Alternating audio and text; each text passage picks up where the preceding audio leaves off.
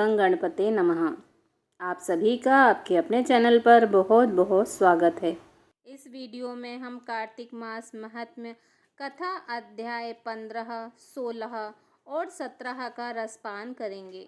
वक्रतुंड महाकाय सूर्यकोटि समप्रभा निर्विघ्नं कुरु मे देव सर्वकार्येषु सर्वदा। श्री विष्णु भगवान की कृपा हो सब पर अपरंपार। कार्तिक मास का कमल करे 15वां विस्तार। राजा पृथु ने नारद जी से पूछा, हे मुनि श्रेष्ठ, तब दैत्यराज ने क्या किया, वह सब मुझे विस्तार से सुनाइए। नारद जी बोले, मेरे चले जाने के बाद जलंधर ने अपने राहु नामक दूत को बुलाकर आज्ञा दी कि कैलाश पर एक जटाधारी शंभु योगी रहता है, उससे उसकी सर्वांग सुंदरी भार्या को मेरे लिए मांग लाओ। तब दूत भगवान शिव के स्थान पर पहुंचा, परंतु नंदी ने उसे भीतर सभा में जाने से रोक दिया, किंतु वह अपनी उग्रता से भगवान शिव की सभा में चला ही गया और भगवान शिव के आगे बैठकर दैत्यराज का संदेश कह सुनाया। उस राहु नामक दूत के ऐसा कहते ही भगवान शूलपाणी के आगे पृथ्वी फोड़कर एक भयंकर शब्द वाला पुरुष प्रकट हो गया, जिसका सिंह के समान मुख था। वह नरसिंही राहु को खाने चला। राहु बड़े जोर से भागा, परंतु उस पुरुष ने उसे पकड़ लिया। उसने भगवान शिव जी की शरण ली, अपनी रक्षा मांगी। भगवान शिव जी ने उस पुरुष से राहु को छोड़ देने को कहा, परंतु उसने कहा, मुझे बड़ी जोर से भूख लगी है, मैं क्या खाऊं। महेश्वर ने कहा, यदि तुझे भूख लगी है तो शीघ्र ही अपने हाथ और पैरों का मांस भक्षण कर ले। और उसने वैसा ही किया। अब केवल उसका सिर शेष मात्र रह गया। तब उसका ऐसा कृत्य देख भगवान शिव जी ने प्रसन्न हो उसे अपना आज्ञा पालक जान अपना परम प्रिय गण बना लिया। उस दिन से वह भगवान शिव जी के द्वार पर स्वकीर्ति मुख नामक गण होकर रहने लगा। कार्तिक मास महात्म्य कथा अध्याय 15 समाप्त। बोलिए भगवान श्री हरि विष्णु जी की जय। ओम नमो भगवते वासुदेवाय नमः। कार्तिक मास महात्म्य कथा अध्याय 16। सुनो लगाकर मन सभी, संकट सब मिट जाएं। कार्तिक महात्म्य का कमल पढ़े 16वां अध्याय। राजा पृथु ने कहा, हे नारद जी, ये तो आपने भगवान शिव जी की बड़ी विचित्र कथा सुनाई।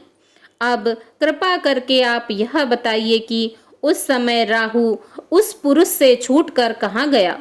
नारद जी बोले, उससे छूटने पर वह दूत बर्बर नाम से विख्यात हो गया और अपना नया जन्म पाकर वह धीरे धीरे जलंधर के पास गया।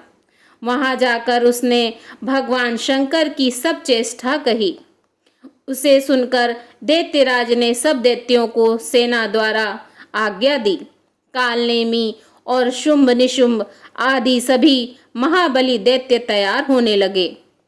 एक से एक महाबली दैत्य करोड़ों करोड़ों की संख्या में निकल युद्ध के लिए जुट पड़े।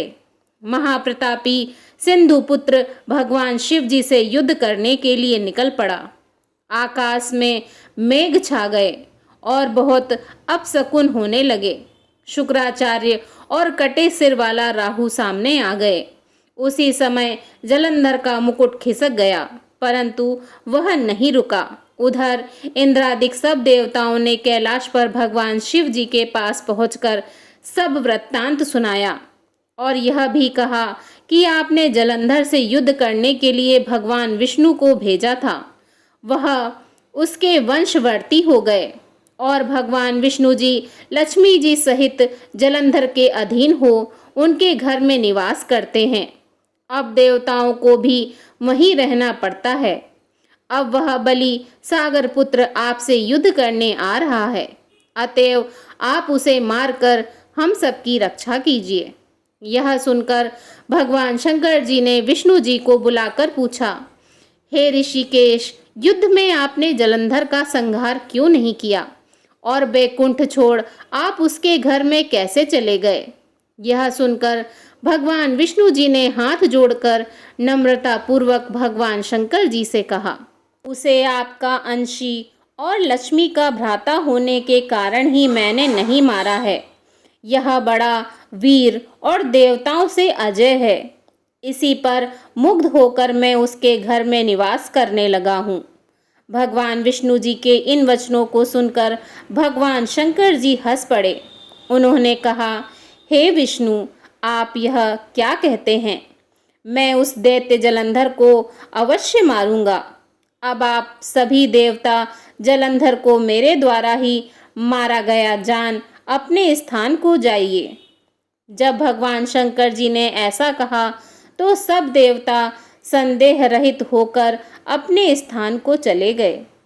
इसी समय महापराक्रमी जलंधर अपनी विशाल सेना के साथ पर्वत के समीप आ गया और कैलाश पर घोर सिंहनाद करने लगा। दैत्यों के नाद को और कोलाहल को सुनकर भगवान शिव जी ने नंदी आदि गणों को उससे युद्ध करने की आज्ञा प्रदान की। कैलाश के समीप भीषण युद्ध होने लगा। दैत्य अनेकों प्रकार के अस्त्र शस्त्र बरसाने लगे।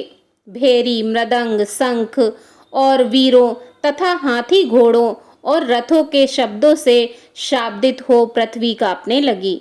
युद्ध में कटकर मरे हुए हाथी, घोड़े और पैदलों का पहाड़ लग गया। रक्त मांस का कीचड़ उत्पन्न हो गया। दैत्यों के आचार्य शुक्राचार्य जी अपनी मृत संजीवनी विद्या से सब दैत्यों को जिलाने लगे।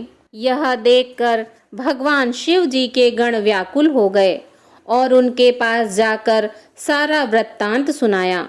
उसे सुनकर भगवान रुद्र के क्रोध की सीमा न रही।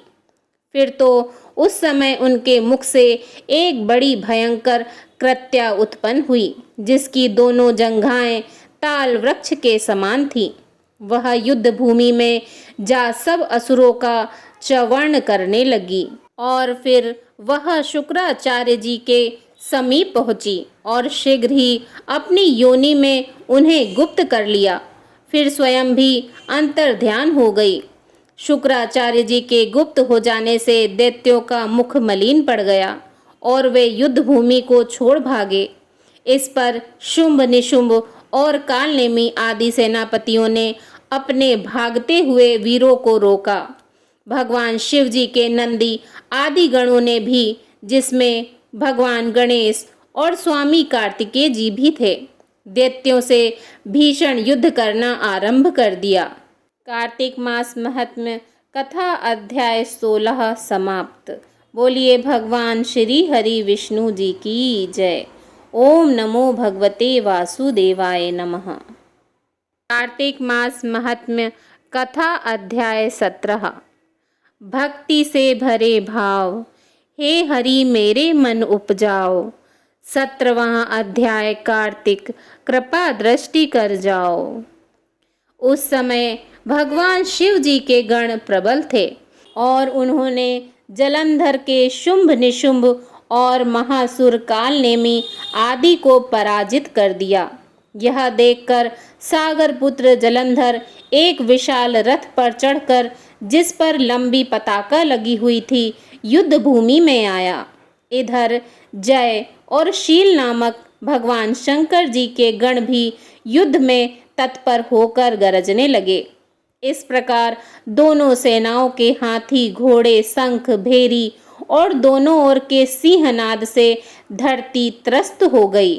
जलंधर ने कुहरे के समान असंख्य बाणों को फेंककर पृथ्वी से आकाश तक व्याप्त कर दिया और नंदी को 5, गणेश को 5, वीरभद्र को एक साथ ही 20 बाण मारकर उनके शरीर को छेद दिया और मेघ के समान गर्जना करने लगा। यह देख कार्तिकेय ने भी दैत्य जलंधर को अपनी शक्ति उठाकर मारी और घोर गर्जन किया, जिसके आघात से वह मूर्छित हो पृथ्वी पर गिर पड़ा, परंतु वह शीघ्र ही उठ पड़ा और क्रोधाविष्ट हो कार्तिकेय पर अपनी गदा से प्रहार करने लगा।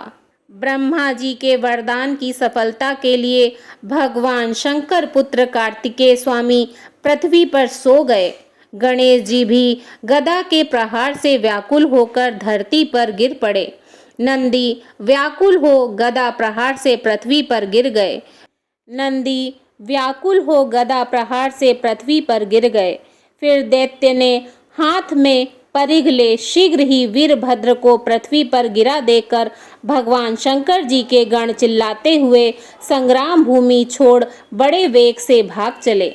वे भागे हुए गण शीघ्र ही भगवान शंकर जी के पास आ गए और व्याकुलता से युद्ध का सब समाचार कह सुनाया। लीलाधारी भगवान शंकर जी ने उन्हें अभय दे सबका संतोष वर्धन किया। बोलिए भगवान श्री हरि विष्णु जी की जय। ओम नमो भगवते वासुदेवाय नमः।